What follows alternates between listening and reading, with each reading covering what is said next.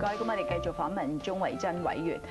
鍾委員，I was going to speak to you in Chinese too. So, Commissioner, let's talk about the qualification and then the procedure of how to get more people to be aware. What programs people need to be on, or what's the income criteria for LifeLine? There are two ways you can qualify for LifeLine.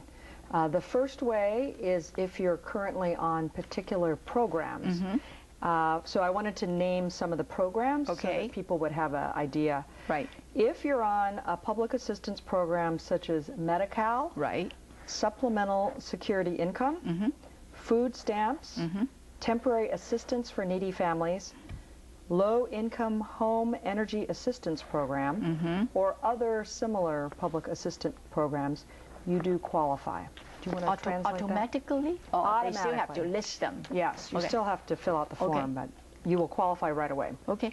咁鍾委員話嗱，以下呢5、6種呢個福利，如果你哋係領緊呢個援助嘅話咧，咁就合格㗎啦。咁一咧就係呢個醫藥卡啦 ，Medi-Cal 個個都知道醫療卡，然後跟住就 SSI 就係呢個老人福利金啦，或者糧食券啦。或者呢個如果你係有兒童嘅救援金啦，或者有一個叫做低入息嘅能源計劃嘅，咁如果你已經係攞到呢是但一個呢啲低入息嘅政府嘅援助咧，咁你就可以申請呢個普濟電話服務。OK? Another way? So the second way to qualify is if you have total household income at or less than particular levels. So, for example, as of June of this year, if your household size is 1 or 2 members, the total household income limit is $24,000. Okay. If you have 3 members in your household, the California LifeLine annual income limit is $28,200.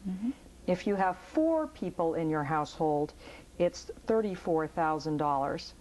If you have more members than 4 in your household, you add an additional $5,800 per person. OK. 咁第二種方法咧，去呢個條件去申請咧，就係以你哋全個屋企嘅入息啦。咁如果1至2個家庭嘅成員咧，就唔好超過24,000蚊；如果3個成員咧，就28,200蚊；如果4個成員咧，就唔好超過34,000蚊。呢個係1年賺錢嘅額嚇。咁然後如果多過4個成員咧，就每一個成員咧就加多5,800蚊。咁如果你哋唔超過呢個入息咧，咁你亦都可以申請。Okay, so Commissioner, if they do qualify either by the public assistance program or by the income, then what do people have to do? What they should do is to just call their local landline phone company. Okay. So here in Northern California, it's AT&T. Correct. Do you also cover Southern California? No, we cover all the AT&T. North, And you would ask them to please send me a LifeLine application. Okay. And within 3 weeks, you'll receive the application. Okay. And you have 45 days to fill out the application. And there is information that is required to prove either your income level or that you are a member of those programs that we listed. And you fill it out and send it in. And once we verify that the information you gave us shows that you're eligible, at that time, you will start receiving the discounted rate, which right now is 50% off the basic phone rate. Correct. And if they apply, let's say, October 1, and they got approved middle or maybe towards the end of October, then does the discount apply for the November bill or back retroactive to October? It will be retroactive to October. Oh, good. Okay. But in the meantime, before they're eligible, they will need to pay the regular rate, but once they're approved, they'll get a refund dating back to when they started. When they apply. That's right. Good. That would be good. And all this will be, they will be receiving letters from the landline carrier. That's right. We have a company that processes the applications for us, but it will say AT&T on it, and they should also know that when they need to renew every year. Every year. Yes, that's an important thing for everyone to know. Before they didn't need to. Yes, before, once you qualified, you didn't need to renew. But under the new federal rules, we're required to verify every year that the person is still eligible. And the renewal information comes in a pink envelope. Pink envelope. You kind of can't miss it. It's very bright pink. So make sure that once they're on, they know that every year they need to renew and provide information, and they should look for the pink envelope. Don't throw it away. That's right. Yes, because we have seniors that came in and said they never received the notification, but they didn't know that that was the renewal. That's right. Commissioner, what about those people that thought that they were eligible, but then they either didn't have the documents or their income didn't quite meet the eligibility? Can they appeal, and can they get a second look at? Or yes. Yeah.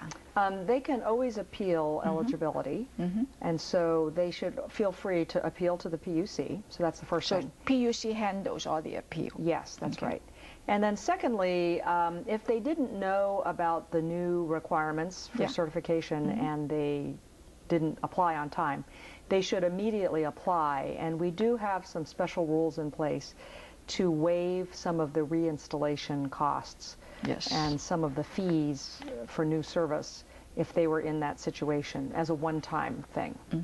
So they should make sure that they, as soon as possible, reapply. And for those that don't speak or write English, does the PUC have in-language help for them? You know, we do. We have some Spanish, Chinese, in-language help. And also we have a language line available which has 150 other languages. So I hope that they will not let their language barrier be a reason why they don't call us. We can help them in language. Okay. And if they're in communities that don't have a PUC kind of office, I understand they could go to the local CBOs or the team CBOs to help. That's right. Yeah. The PUC has a number of community-based organizations that are working with the PUC to make sure that people know about LifeLine program and other low-income programs, by the way.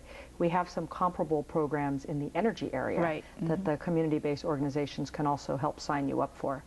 So they should find out who in their community can help them, and they can help fill out the forms and help contact the PUC for them. Okay, so people shouldn't feel intimidated by the application process. Absolutely. Yeah. That's why we got these community-based organizations, because these are trusted groups that people know, and we want them to make sure that they feel comfortable in contacting the PUC. Okay, yeah, let me explain that. 咁呢個其實嗰個申請嘅手續咧，亦都唔係咁複雜嘅。咁啊，鍾委員咧就真係想大家咧，如果係合格。即係頭先講咗啲合格嘅條件啦。如果你係覺得自己應該合格嘅話咧，就快啲去填好嗰啲表格，去遞入俾你哋嗰個電話公司。如果你係北加州咧，就係 AT&T。咁啊，如果你唔識填咧，好多當地嘅非牟利機構咧都同呢個加州事務委員會一齊做事，即係有好多不牟利嘅機構咧可以同你哋填表嘅。咁最緊要咧就係依家聯邦嘅規例咧，就每一年咧都要申請一次。咁如果你哋收到呢個粉紅色嘅信封咧，千祈唔好抌咗佢，咁就攞去填好晒啲表，寄晒嗰啲信件入去俾嗰個電話公司，咁就俾由佢哋睇下批唔批准。如果一批准咧，如果你係10月1號申請，而係佢10月尾批准嘅咧，佢完全10月嗰一筆錢咧係會同你減翻50% 嘅，就算係11月批准咧，佢都係會翻去你申請嗰一個日子嚟到俾你呢個50% 嘅折扣。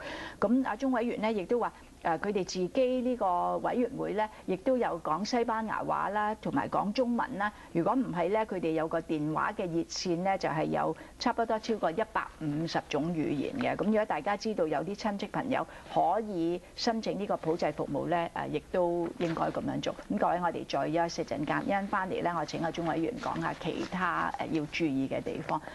Commissioner, we're going to take another short break. Then when we come back, maybe we'll get some website and telephone numbers. Great. Okay.